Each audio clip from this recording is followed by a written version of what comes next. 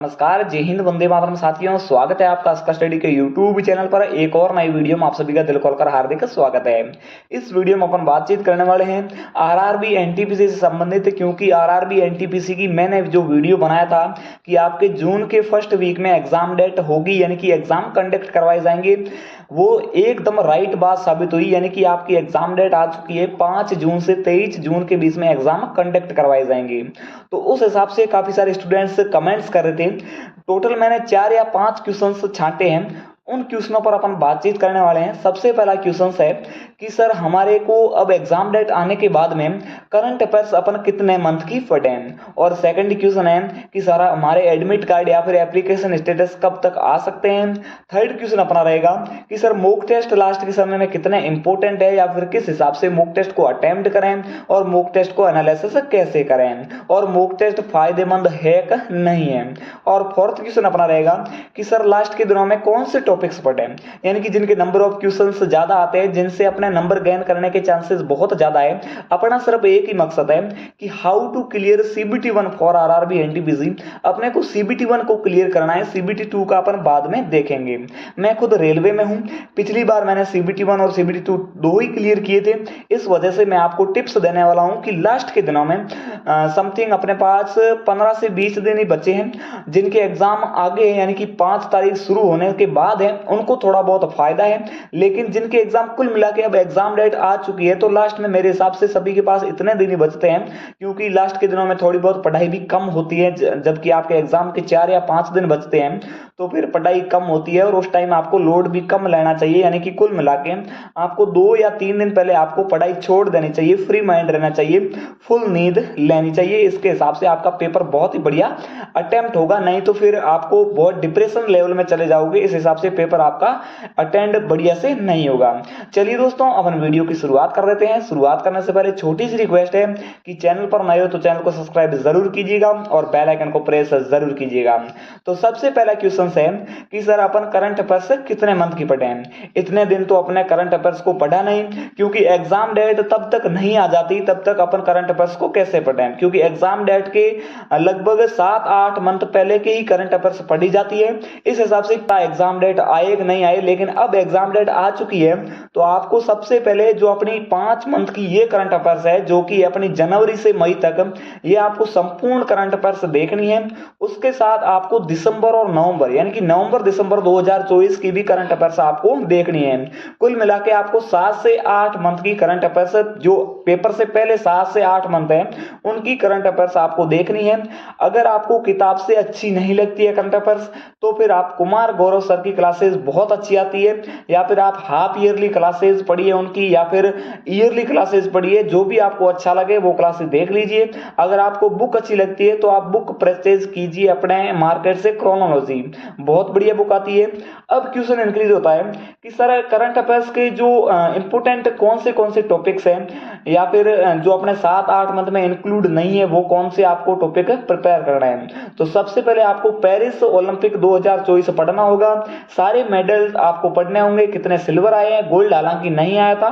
Gold के लिए नीरज चोपड़ा और वो पाकिस्तान वाला भाला फेंक में गए थे, लेकिन गोल्ड जो अपना था वो पाकिस्तान वाला ले गया था, लेकिन सिल्वर अपने नीरज चोपड़ा यानी कि इंडिया के लिए आया था।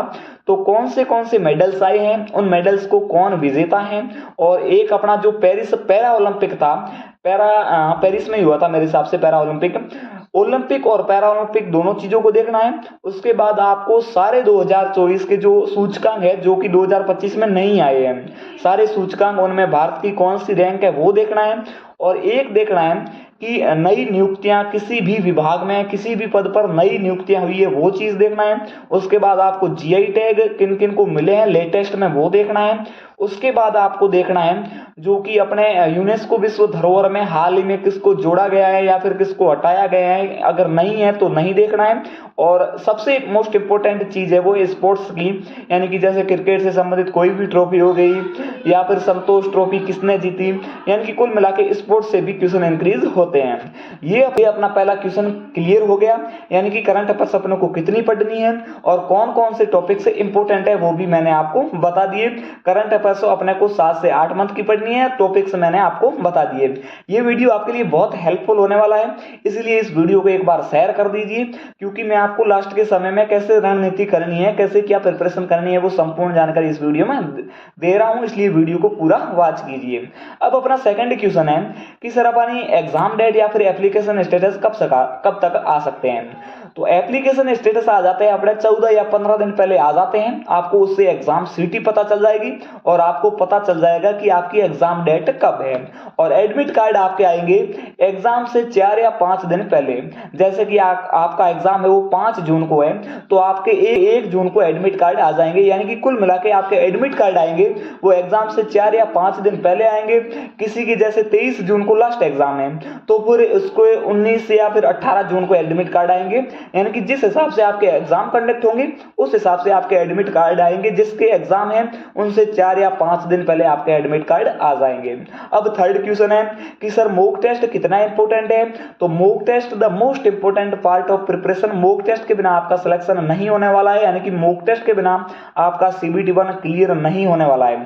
अगर अभी तक आपने मॉक टेस्ट नहीं दिए हैं तो अभी से आप मॉक टेस्ट शुरू कर दीजिए। चाहे आप कहीं से भी परचेज कीजिए, टेक्स्ट बुक से कीजिए या फिर कहीं से भी परचेज कीजिए, लेकिन मॉक टेस्ट आपको देना बहुत अनिवार्य है। इसलिए आप मॉक टेस्ट को ज्यादा से ज्यादा लगाएं। मॉक टेस्ट से आपको टाइम मैनेजमेंट का पता चल जाता है। और सेकंड जो बेनिफिट है वो है कि आपके जो इजी क्वेश्चंस रॉन्ग हो रहे हैं वो आपके अगर इधर मॉक टेस्ट में रॉन्ग होंगे तो फिर एग्जाम में आपको बेनिफिट मिलेगा, वहां आपके करेक्ट होने शुरू हो जाएंगे। जितनी ज्यादा गलतियां इधर करोगे उतना ज्यादा आपको फायदा उधर होने वाला है।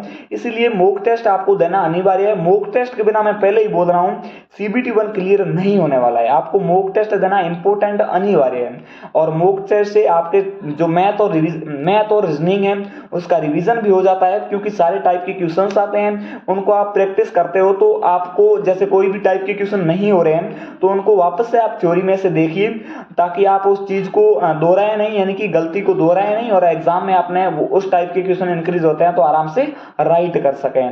अब अपना फोर्थ क्वेश्चन है कि सर जो अपने लास्ट के दिनों में कौन से टॉपिक्स पढ़े जो कि मोस्ट इंपोर्टेंट टॉपिक्स है। ये निर्भर करता है प्रीवियस ईयर क्वेश्चंस पे, यानी कि आपको प्रीवियस ईयर क्वेश्चंस की बुक को साथ में लेके चलना है। उन प्रीवियस ईयर क्वेश्चंस को देखिए कि आपके कौन से टॉपिक से कितने क्वेश्चन इंक्रीज होते हैं। जैसे कि अपन मैथ ले लेते हैं तो मैथ में LCM एंड HCF से 4 या 5 क्वेश्चन इंक्रीज होते हैं, जो कि नंबर ऑफ क्वेश्चंस हाई है उस टॉपिक से। जैसे कि एरिया हो गया, इससे भी 4 या 5 क्वेश्चन इंक्रीज होते हैं, वो भी number of questions high level के।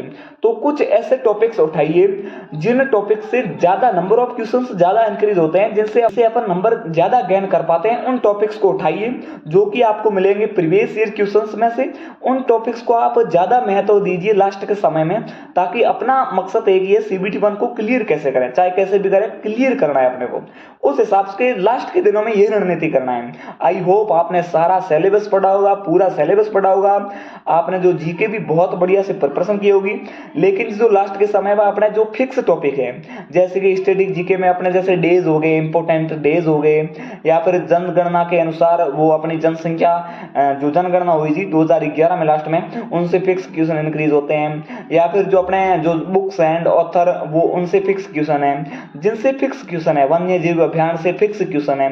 उन टॉपिक्स को लास्ट में ज्यादा महत्व दीजिए।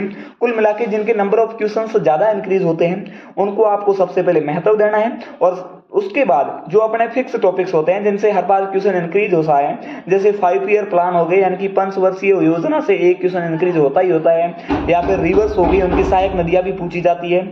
चलिए दोस्तों, आई होप ये आपको वीडियो पसंद आया तो आगे शेयर कर दीजिए, लाइक जरूर कीजिएगा और चैनल को सब्सक्राइब जरूर कीजिएगा। इसी के साथ वीडियो की समाप्ति